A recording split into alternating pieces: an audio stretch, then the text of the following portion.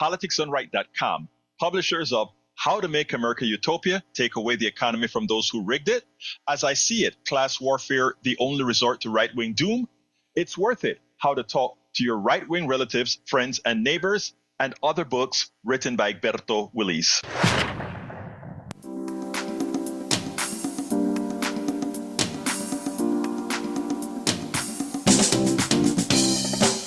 Welcome to Politics Done Right. My name is Egberto Willis, your host. Good morning, Houston.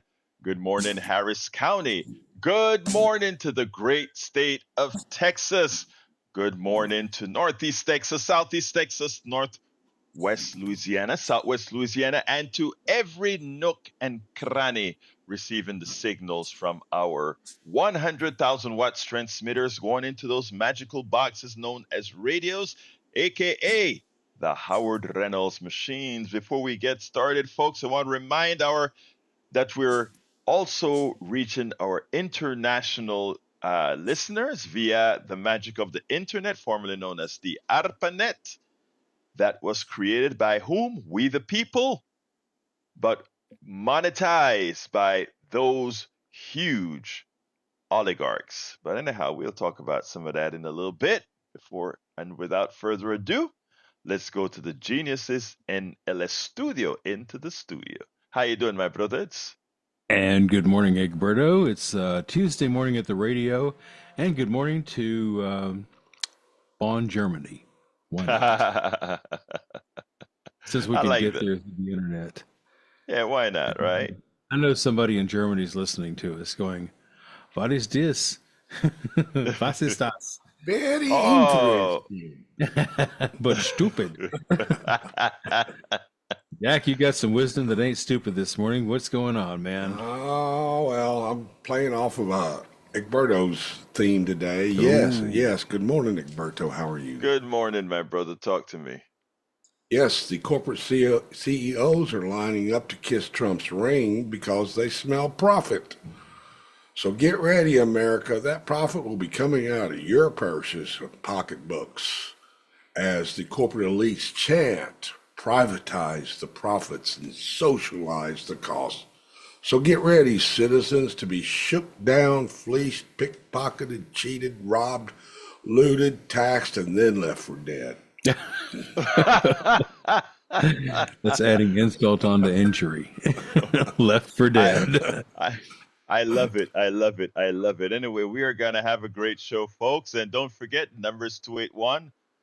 What am I saying? 713-526-5738. 713-526-5738. That's the number to reach us. Today we're going to talk, Jack nails it, right?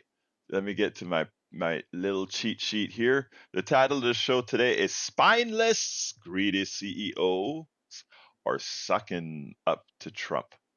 Exciting young Democratic leaders, ready for the torch. CEO and corporate executives are doing what they do best.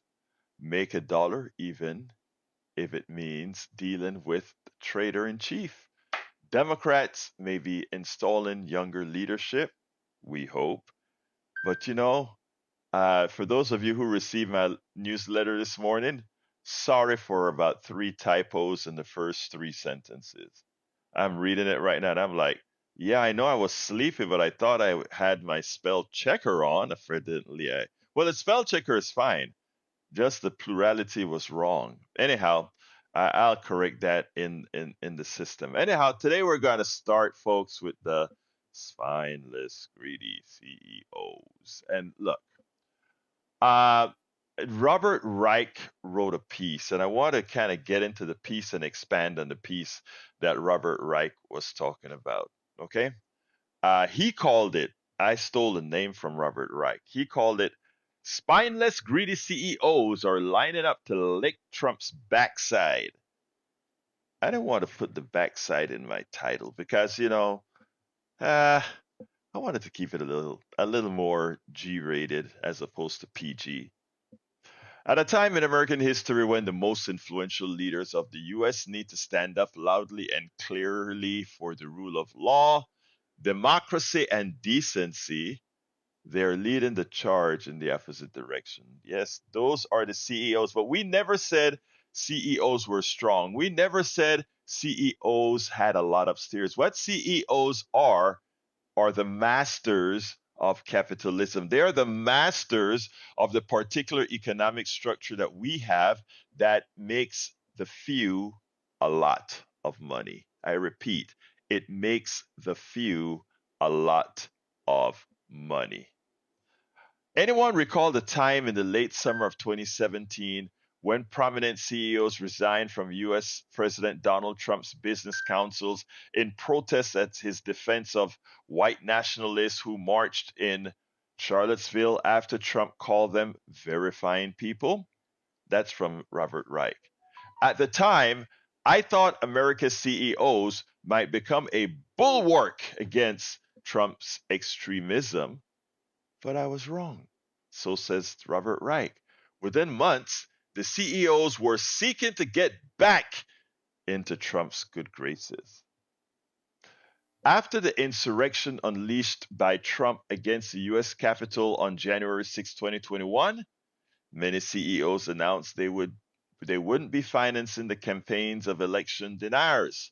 CEOs of prominent social media banned Trump from appearing. I hoped their actions would limit Trump's fanaticism and Trump's growing MAGA movement. I was wrong, says Robert Reich.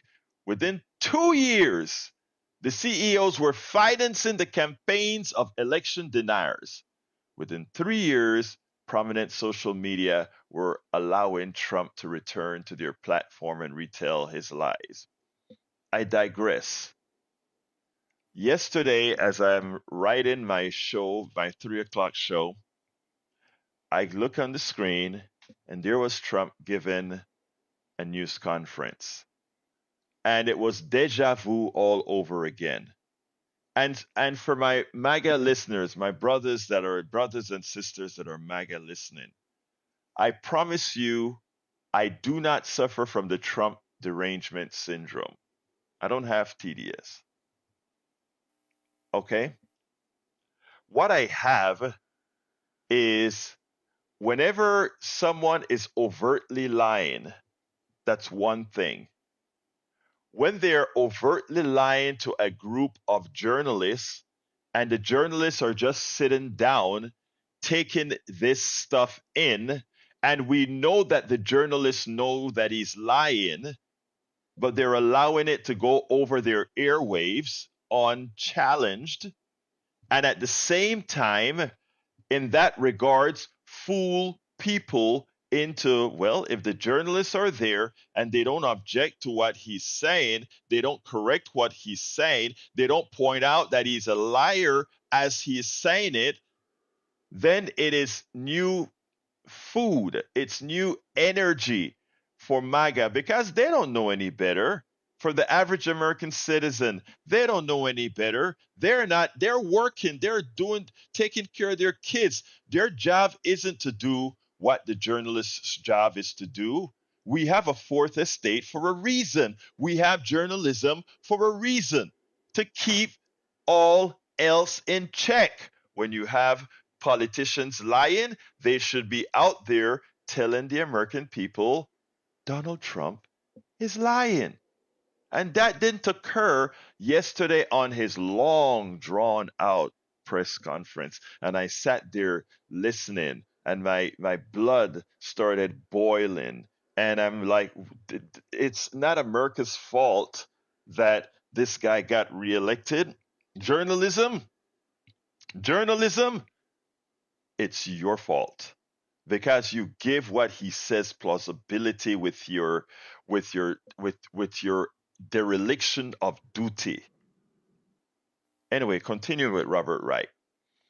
I confess to having had a moment's thought during the last 8 months that Trump's conviction on 34 criminal counts in Manhattan, his civil conviction for defamation in connection with what a judge termed rape, and his disgraceful nativism, describing poorer nations as a shit holes, using terms redolent of Nazism to describe foreigners as poisoning the blood of Americans, and baselessly accusing Haitians immigrants of eating our pets might force CEOs to rethink their willingness to give Trump a pass. No such luck. No such luck. Amazon's founder and chief, Jeff Bezos, who owns the Washington Post, had a rocky relationship with Trump in the first Trump administration. Angry with Bezos over unfavorable reporting in the Post, Trump questioned whether Amazon got a sweetheart deal with the U.S. Postal Service. Amazon, in turn, accused Trump of improperly pressuring the Pentagon to deny the company a major cloud computing contract. Bezos apparently learned his lesson after Trump was shot at a campaign event. Bezos called him on social media, praised Trump's grace and courage under literal fire. That's what Bezos. The man came close to death, but a bullet kind of hit his ear. A stray bullet hit his ear, right? Actually, not a stray bullet. That's wrong of me. A bullet aimed at him missed and hit his ear. And you know what? I'll be honest with you. I was in, I think it was Baltimore when this occurred. I was doing Netroots, and I saw all the memes that really were like, ah, dang, he missed. I never wanted that bullet to hit. Donald Trump is a horrendously terrible, evil person. But I thought that taking that guy out, having would be two things. One, it would be a disgrace to the person who did it. Why would you stoop to that level for this guy? And secondly, we want the ballot box to be the place that rules our politics. Our politics ruled by the ballot box. All right. Bezos didn't allow, back to Reich. Bezos didn't allow the Post editorial board to endorse Vice President Kamala Harris for president.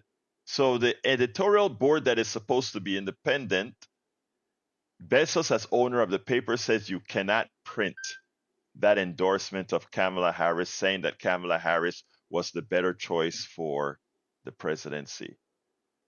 That is fascism, folks. When you start to change the behavior of the private sector, when you start to change the behavior of the media because of that leader, that is fascism. Industry, journalism, and all facets of your economy being modified to suit the will of your Führer, that is fascism. We're living it. It has already started. We're living fascism, folks. And it creeps up on you. And right now, I can still be on air saying the things that I'm saying. But it creeps, baby. It creeps.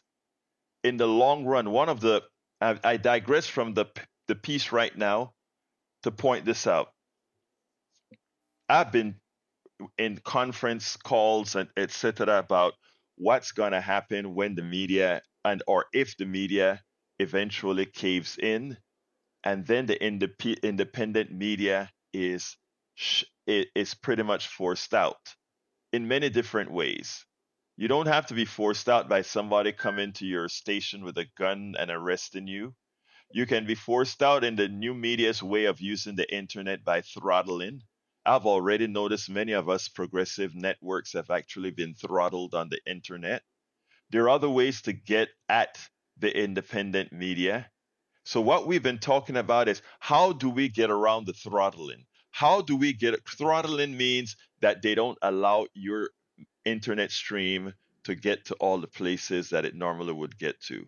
They make sure you don't get distributed widely.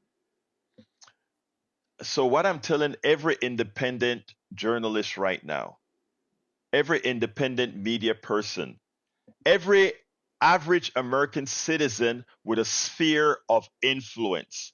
And when I say a sphere of influence, you may not understand that you, people, when you're on Facebook or Telegram or Instagram or TikTok or all these other platforms, you have a sphere of influence.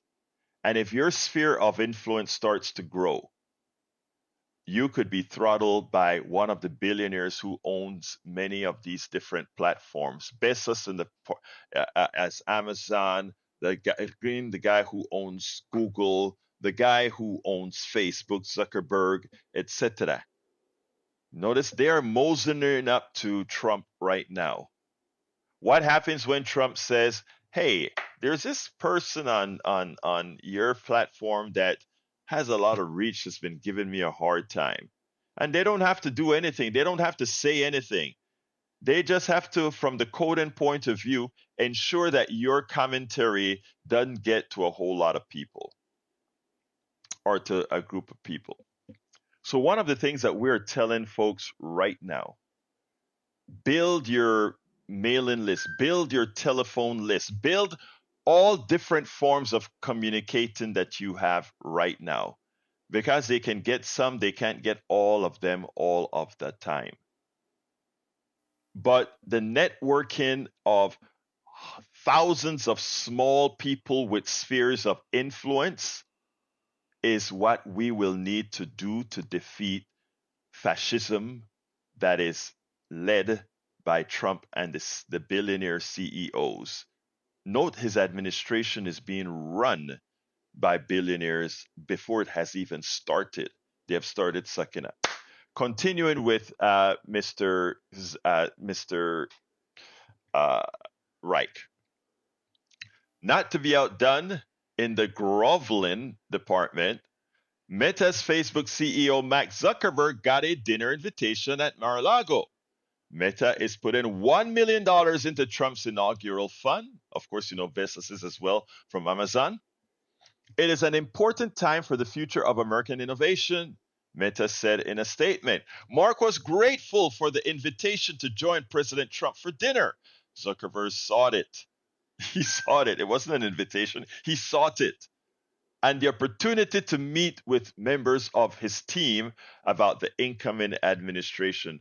There's not a damn thing about innovation from the Trump administration. If we take a look at what Biden invested in both chips and technologies, etc., that is the administration that actually thought about investing in innovation, not Trump. Stephen Miller, Trump's incoming deputy chief of staff for policy, told Fox News that Zuckerberg has been very clear about his desire to be a supporter of and a participant in this change we're seeing all around America and the world with its reform movement that Donald Trump is leading. In his first administration, Trump accused Facebook of filtering out views favorable to him. He even called Zuckerberg to be jailed in retaliation for plotting against him during the 2020 election. Now, like Bezos, Zuckerberg has turned to fawning. During the campaign, he had several private phone calls with Trump. After the assassination attempt, Zuckerberg told Trump he was praying for him and told an interviewer Trump looked like a badass after pumping his fist to the crowd. I mean, these are CEOs, these are billionaires. They don't care about you. You are worried. You know, some of you get mad when I knock up these billionaires as parasitic fascist parasites that they are because they don't create anything. You do. And you get mad if we jump on them when they're abusing you with a smile. Elon Musk and half of Silicon Valley is kissing Trump's derriere, according to Mr. Reich. Last January, speaking from the World Economic Forum's confab in Davos, Jamie Dimon, chair and CEO of JP Morgan Chase, the largest and most profitable bank in the United States and one of the most influential CEOs in the world, heaped praise on Trump's policies while president the first time. Take a step back, be honest, Dimon said. Trump was kind of right about NATO. kind of right on immigration. He grew the economy quite well. Tax reform worked. That was out of the mouth of Jamie Dimon, a billionaire who claimed to have a modicum of intelligence, who would like you to believe he's a truthful person, who would like you to believe that he knows what he's talking about. But here's the analysis. Remember, he heaped praises on Trump for immigration, economy, and more. Well, Robert Reich blew that apart. Here's what Robert Reich had to say. Kind of right about NATO? Trump wanted the US to withdraw from the pact and may get his way after January 20th. This would open Europe further to Russian President Vladimir Putin's aggression. Kind of right about immigration? Even the conservative Cato Institute found that Trump reduced legal immigration but not illegal immigration. He reduced legal immigration but not illegal immigration. Trump refused to grant legal status to children of immigrants born in the United States or who grew up here, and tried to ban Muslims from the US. Grew the economy quite well. In fact, under Trump, the economy lost 2.9 million jobs. Even before the pandemic, job growth was slower than it's been under Biden. The unemployment rate increased by 1.6 percentage points to 6.3%. The international trade deficit that Trump promised to reduce increased. The number of Americans lacking health care increased by more than 3 million people. Come on, billionaires. We know that you don't care about middle class folks, but all the things we just mentioned affected middle class people. Tax reform worked. Trump tax cut conferred most of its benefits on big corporations and the rich, while exploding the federal debt from 14.4 trillion to 21.6 trillion. Why did Diamond, the most influential CEO in America, spout these lies in favor of Trump? Because he thought Trump had a good chance of becoming president, and Diamond wanted to be in his good graces. Folks, that is where we are at. That is where your executives are at. They don't give a damn about you. They go wherever they can moose up to ensure their billions continue to grow. Don't fall for the con.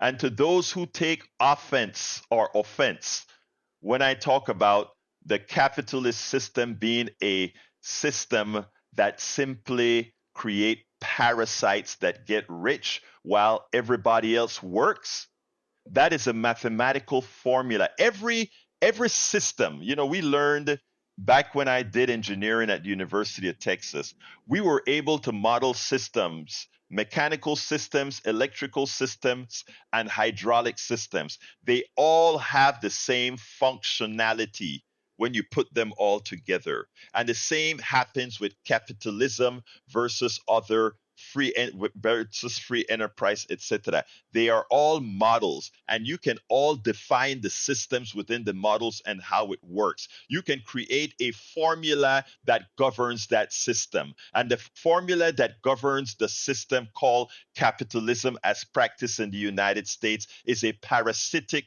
formula. Those who go to business school and run the system of the stock market and runs the systems of capitalization, etc., they are the ones that get the most out of the economy. They get rich, but they are the ones that produce nothing. The formula, their portion within the economic system is that portion that produces nothing. It's hard to understand after having been indoctrinated from birth in this country. But if you look at the mathematical formula governing capitalism, it is a parasitic formula. Unlike any other system, unlike a hydraulic system that is completely interdependent, unlike an electrical system that is completely interdependent, unlike a hydraulic system, a spring damper mechanical system. Folks, we have to have a media, an independent media that is willing to inform. I'll take my first call. Come on in, David. Oh, morning, Egberto. You know, I when I heard you talking about the corporate CEOs and their silence, it reminded me there's a book that came out, a biography of the old FBI director J. Edgar Hoover.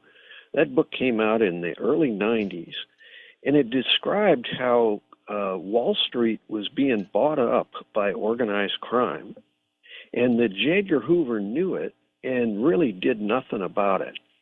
And so it was, I think the book quotes that 2.5% of Wall Street sales were to organized crime. They were using all of their gambling money and their prostitution money and whatever to buy up Wall Street at 2.5% per year. Now, in 10 years' time, that would be 25% of Wall Street is owned by organized crime. And in 20 years, 50% of Wall Street. So there became a point, or I'm projecting here, that that Wall Street CEOs are following the orders of organized crime. You know, follow the shareholders' demands. Well, if the shareholders are organized crime, then many major corporations are organized crime fronts. And the idea that we, the people, can give a business license to honest businesses or to organized crime is a real issue. And if the corporate CEOs, like you're noticing, are dead silent about bizarre behavior on the behalf of the people, I mean, the president is supposed to be working for us, right? Yeah. And if there's a nut at the helm, if there's a nut at the helm, that's pretty bad. But standing in the wings, of course, is J.D. Vance, part of Project 2025. And put there by Thiel, remember, and actually installed into the Senate by the money from Thiel and installed into the vice presidency from the money from Thiel. That's a PayPal creator. Go ahead, my friend. Sure.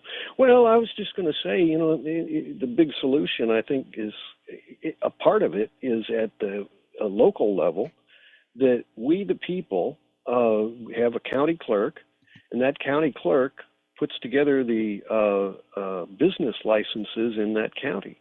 And that if one of these corporations is doing business in your county, the county clerk has the ability to yank their business license. And if that happens to Boeing in enough counties, if it happens to I like to go after Harlan Crow. There's a good Texan that should lose his business license. And in fact, that'd be a lot of land to seize, you know, as results of organized crime.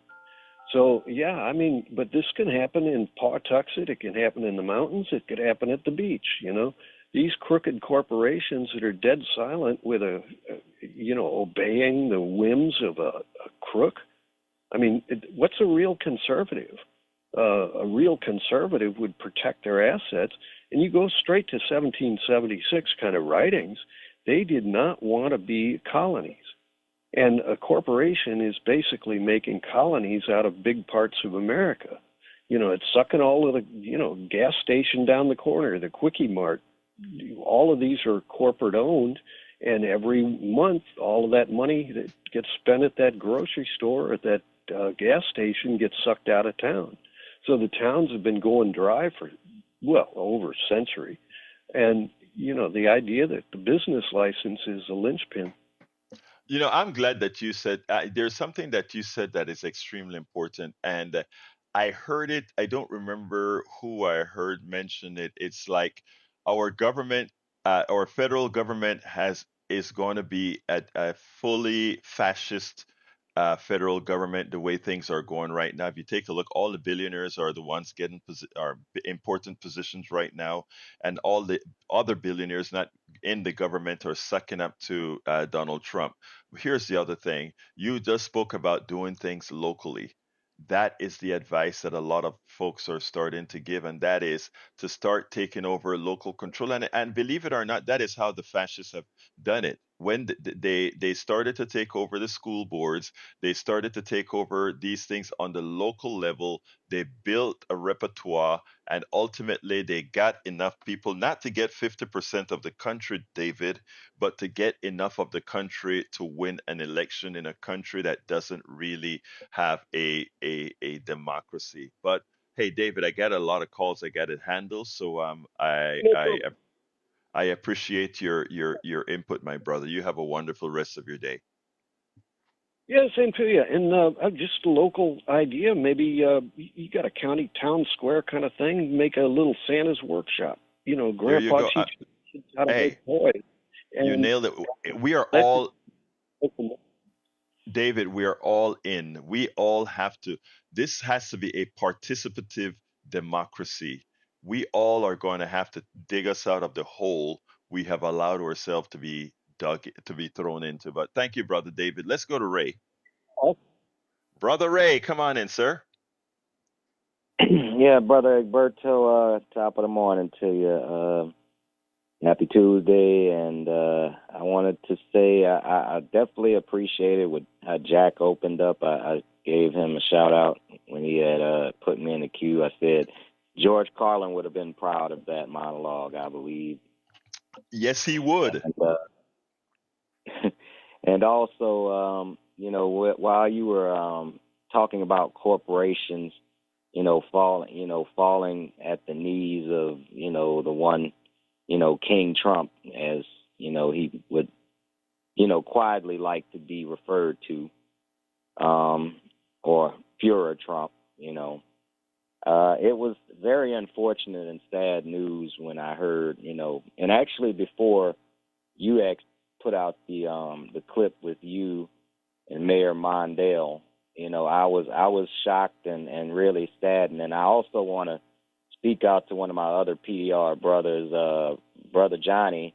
If you're listening, it might be time to rethink your opinion of, Cenk Uygur, because I admittedly voted for Cenk Uygur in the primary of the presidential election in 2024, foolishly thinking, he was a loud progressive voice, but here he is bending to the will, just like Morning Joe and Mika. They pretty much, Anna and Cenk are doing the same thing, and it's really sad because they were that voice. And Mondale said the same thing when he had that interview with you. It was basically they were tone deaf to the issues that were going to really be put on the forefront with the Trump presidency, hurting black people the most. And, instead of, answering to that, Anna especially disappointed me when she went on Glenn Beck with that disgusting display she showed of basically pandering to the right. But, You know, it's can I been a interrupt trend. you, Ray? Ray, I want to interrupt you because you mentioned Yeah. something racial that I think bears repeat, and I think it's more important, and I want our white brothers and sisters to understand this.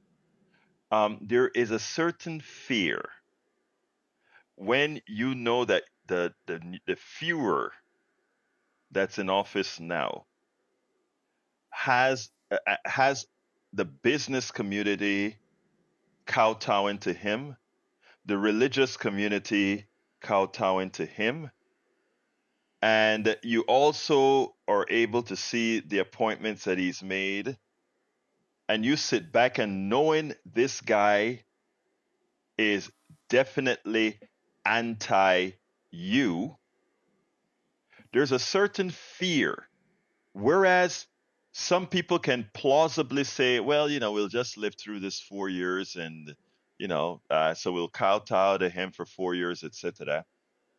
That is a material harm to many.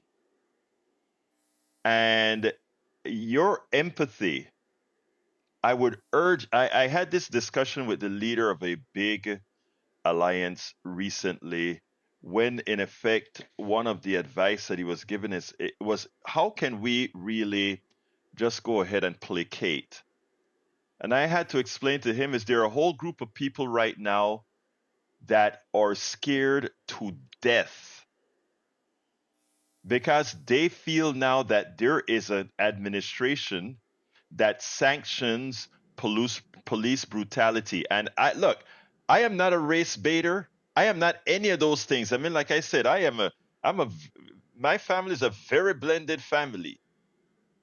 But for those in my family that look like me, they're scared to death. I remember back when Trayvon Martin was killed and he just got the killer got let off. My then 16-year-old nephew, who is half black, half Mexican, and he's half black, Latino, Caribbean, half Mexican, called me up and said, Tio, where does that leave me? And my sister, his mother, wrote a piece for the LA Times, an entire piece pointing out that there are a whole lot of people now, because of this, feel clothless, feel like they have no clothes on. When you have a president who says, the first day we allow them to beat the crap out of those people, we know who those people are that he's talking about. Understand the fear that is in a whole lot of people right now. Because when my white brothers and sisters walk the streets, nobody knows if they are a Trumpist, a Republican, a MAGA. They don't know that. But when somebody like Ray walks in the street or I walk in the street, they make assumptions. And to many of us, the cops ain't no friend. And notice I didn't put a race onto cops. The cops we don't feel are our friends, especially under the tutelage of Donald Trump. Continue, Ray.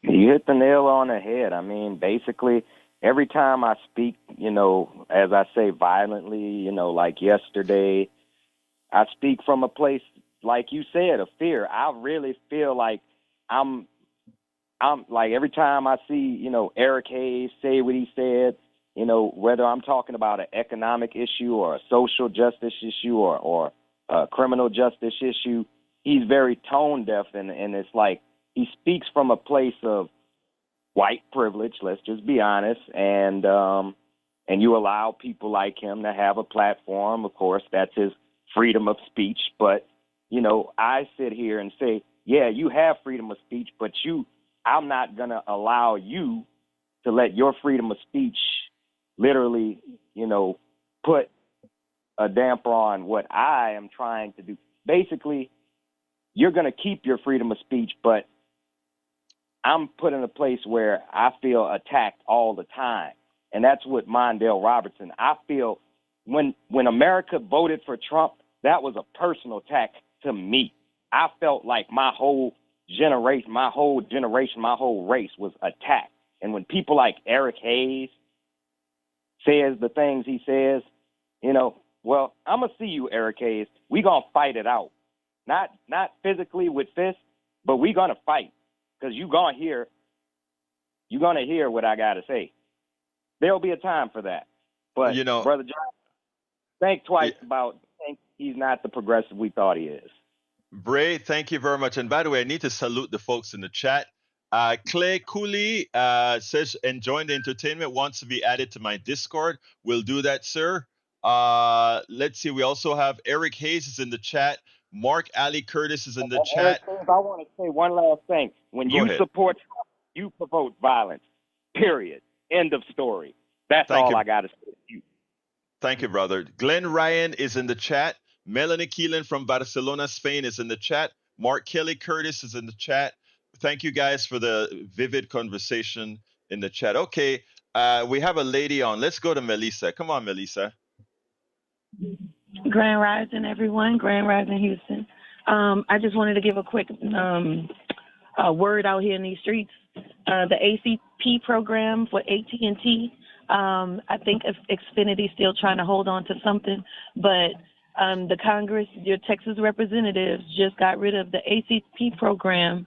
That gives a discount benefit to any persons, any families making under $100,000 to have paid cheaper on your internet services. So when you were paying that $139, you didn't have to pay that if you signed up for this ACP program. But yeah, now that's gone. Let me ask you, Melissa, let me see if I understand you correctly. I know that was, I think the Biden administration gave monies within the Relief Act for that. Are you saying Yeah. that they're still getting that money and Texas decided not to use it for that any longer? Yes. Wow. Correct. Texas took away the access internet from it to the right. Well, I think it's something we need to publicize, and thank you very much for that, Melissa. Oh, Melissa, go ahead. If you call AT&T, they're going to say call your Congress to bring the program back, but they got stripped of their right to offer that program. Oh, I'm so glad that you tell me that. I need to research that, my sister. I appreciate that. And I hope you're going to be coming on sometime this week to talk about Kwanzaa. 3 p.m. I'm gonna get with you. All right. All Thank right. you very much, Melissa. Have a great one. All right. Let's go to, I kind of lost my train. Let me look at the times here. Let's go to Patrick. Come on in, Patrick. Hey, good morning. Good morning, brother. Hey, you don't have Trump drainage syndrome, but I can tell you what you do have: Tell me, brother. a heart. Oh, I love you, man. You don't know how much. Thank you. Let's go. Continue. Now, all right, for the first caller, a little bit off topic, but it's interesting that people do weaponize our stock market. We had to stop Iran, and we didn't stop them until they had over $1 trillion invested, and they were investing that to hold it somewhat like hostage. That if they were to withdraw it all at one time, it would crash our markets. I'm told that the different Mexican cartels have a ton of money in the stock market. So yes, the stock market is weaponized, and these CEOs will do whatever they think will increase that stock price until they leave, and then they're going to take as much as they can, and they're going to even screw over their investors. But until then, they're going to listen to their investors, and they're going to do whatever they want. So the stock market's weaponized. Next, I was hoping to ask Bart a question. Trump came out very, very casually and said, well, you know, those grocery prices, I guess I'm not going to be able to do anything with them. And the thing with Trump is that if he really cares about something and he can't get it done, he's gonna throw out all these wild excuses and say that he was sabotaged and things. What that tells me is he never intended to, and he didn't care. He doesn't care about what you're spending at the grocery store.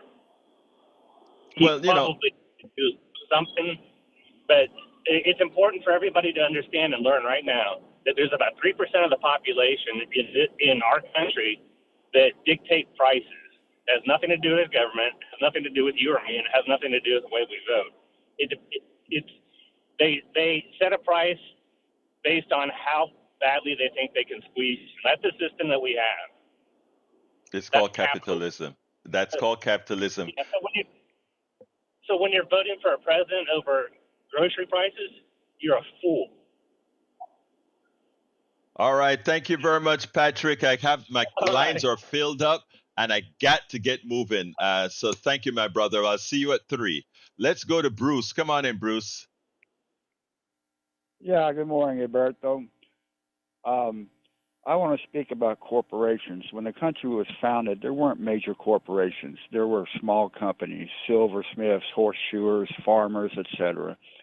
With corporations, if somebody's rising through the ranks of a corporation, he's going to think, well, I'm a good guy. I go to church, give to charity. I should take that CEO job. But when he gets there, he's like, well, this decision is not one I like, but it's for the company, for the corporation. I have to make it. And he makes decisions he would normally not make. With time, he doesn't even know his personality changes. It changes him into something he originally wasn't. People hide behind the corporate shield. Yes. If someone in the corporation sends a worker down into a vat to clean it out and the worker dies from fumes, the corporation gets some bad publicity, but no individuals are held accountable. The corporation's held accountable, pay a fine or whatever, but that individual gets off because he hides behind a corporate shield, and that is wrong. That CEO I just brought up, personality changes to where he becomes something that earlier in his life he would think was despicable, and he doesn't even realize he's changed. Bruce, let me just tell you that you nailed it, Bruce, because that is one of the reasons with Move to Amend, we were working on the 28th Amendment that says corporations are not people and money is not speech. And why do we say corporation is not people? Because you nailed it when you say they hide the crime behind the veil of the corporations. And since you can't put a corporation in jail, all you can do is fine a corporation. Continue, Bruce. I got to go to another person real quick. Can So I say close one her for quick me. thing? Yes. One quick thing. Trump is showing himself to be the south end of a northbound horse. That's all about it. Thank you, brother. You have a wonderful rest of your day. Let's go to Augie. Come on in, Augie. Good morning. Well, originally I was going to talk about how the media, is being bought up by these billionaires. And I remember these Trump supporters, they talked about how good it was back in the 50s and 60s when they had Walter Cronkite and all these, and Dan Rather and all these other commentators. Mhm. But they forget they talk about the truth, not opinions, not hate, but facts. And Walter Cronkite would end his show with, and that's the way it is. Mhm. And they're talking about facts and truth. If they made a mistake in saying something, on the next show they would say, "Oh, we made a mistake, and I was wrong." Fox News never does that. In fact, the cable channel, they're known for lying. Tucker Carlson, Sean Hannity were sued for lying, and Sean Hannity was even told on one show that he was on by the producer when they went to break that he had lied, and the producer told Sean Hannity to, when they come back on the air, you got to correct it. So when they came back on the air, Sean Hannity said, "Well, yeah, I was wrong, what I said right before the commercial." But at the end of the show, he said, "Well, I might have been wrong, but I was right to tell you a lie." And at the end of the show, and people still follow all these guys that really are working against the people, their listeners. And that's what the Nazis did with Goebbels. He handled their communication. And the business people back then in Germany thought they could handle Hitler. Boy, they were wrong. And then they helped Hitler. Ford here helped Hitler. IBM helped Hitler here in the United States. Yeah. Hey, my brother, I got to run. I got 8 minutes left and 6 people. So thank you very much for that, Yeah. Augie. As usual, great insight. But I Go want ahead. to send out a greeting to a friend of mine, Mark. He said he'd be listening here to you. And okay, Mark, and Kristen, thanks for listening to the show. And thanks, Egberto, for all you do. Bye-bye. Augie, thank you very much for being one of our great listeners and supporters. Okay, let's jump to a new person, Spike. Come on in, Spike. Wow. Hey, how you doing? You say a new person. That's all right. Hey, Oh, no. Okay, I recognize your voice now. Sorry. Go ahead, yeah, brother. I'm the same Spike. Okay. But hey, this is what I want to say. See, we looking at Donald Trump, saying he want to be the king. He the king, bowing down to him and everything. But what we're not looking at, and then we going by what we're given over the news, over the media. We're myself, Donald Trump is a servant. He's a servant to Russia. Nikita Khrushchev made the statement, I believe it was back in 1926 or something, that that Russia will control America without firing one shot, Wow. and they'll control it from within. You know, Spike, I hadn't heard that one, but wow, that's really Oh, interesting, isn't it? and you need to check. You need to check that out. I You can will. go to your computer and check that out. I'll do that, brother. That is what is going on. Hey, That's Spike. all I got, man. Thank you, brother. Appreciate it, and I appreciate your brevity. Oh, so I was going to jump to Betty. Betty, we lost you. Come back in. Call back in, Betty. Thank you, Spike. Betty, we lost you. As soon as I get you back on, I'll put you right up in front. But let's go ahead and go to Johnny as I wait for Betty. Oh, Betty, let's go to Johnny. Come on in, Johnny. Okay, so real quickly, not this past Sunday, but the Sunday before that, I posted a comment on the ABC's YouTube channel, ABC TV YouTube channel. Mm-hmm. They're titled called Senator Mitt Romney Delivers His Farewell Address on the Senate Floor. Yes. And for the first time ever since I've been posting comments on YouTube, before I was done with my last two sentences, a box message flashed up on my screen asking me if I wanted to change any of my language. And they said it in a real friendly way.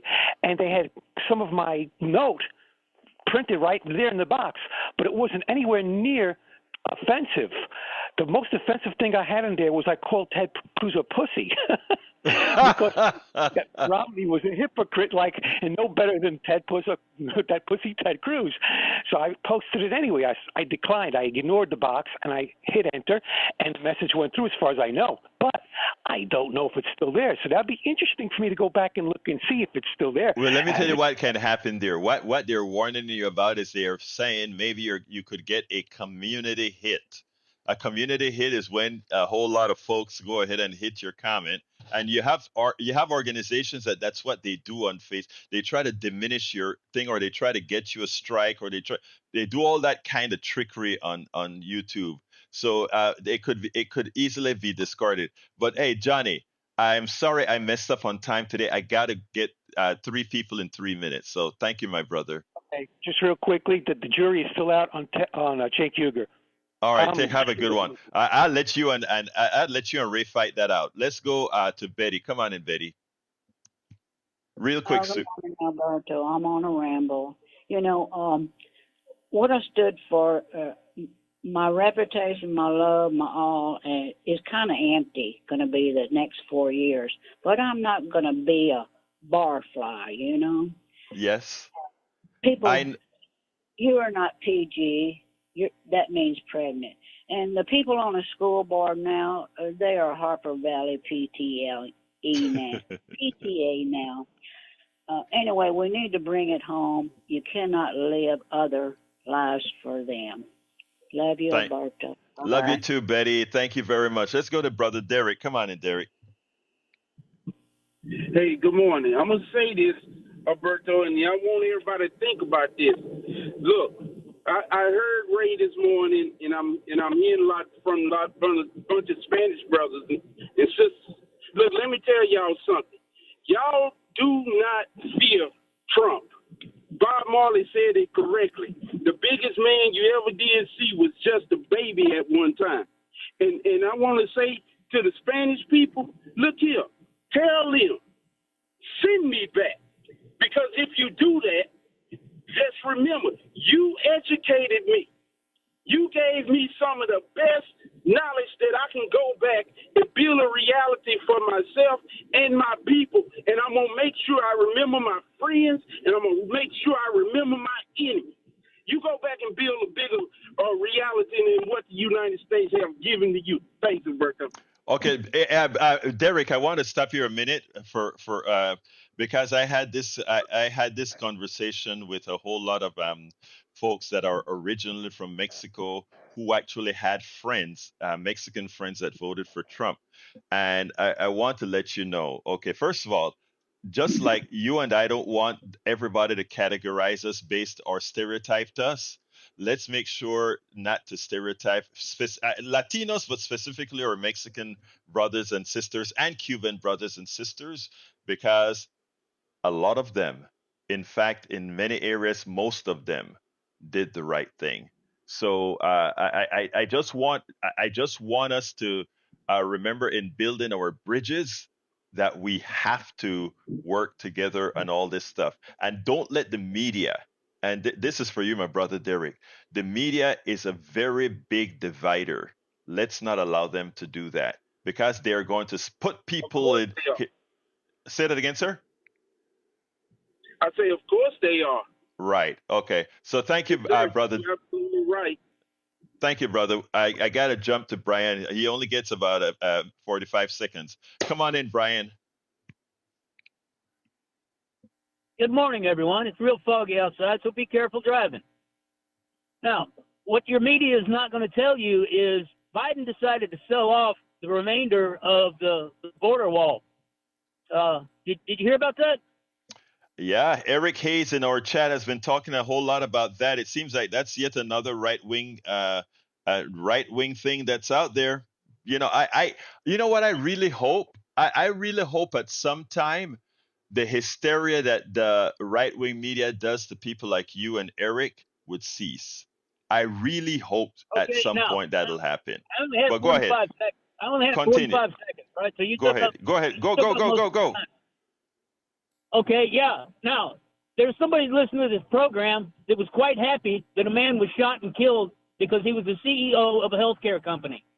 He was quite happy to talk about it. I find that disgusting that a man lost his life for doing a job. Okay, let me. First of all, I don't agree with that. But let me Is ask that a you right wing? this. Is that a No, right wing conspiracy hold with on. Okay, wall you made your point. I want you to answer my question now. I don't condone what happened to Brian Thompson. Okay, but don't you acknowledge that Brian Thompson got a lot of people killed? He was killed, but he got a lot of people killed. Don't you acknowledge that? Yes or no? I do not. Okay, good. No, I Have a do great not. day. Brian, have a great day. I do Have a not. great day, Brian, because again, like I said, indoctrination, I can't do much about it. Thank you, brother. Anyway, let's go to the studio. Nothing here. What you got, Jack? Jack says nut. Take it All right, home, folks. Egbert. All right, love you all, and I mean that from the depths of my heart. Finish the program. The program is finished at politicsandright.com/newsletter. Politicsandright.com/newsletter. I got to get out of here. My name is Egberto Willis. This is Politics and Right, and you guys know how I end this baby. I am what? Out. You're listening to the American Democracy Minute, keeping your government by and for the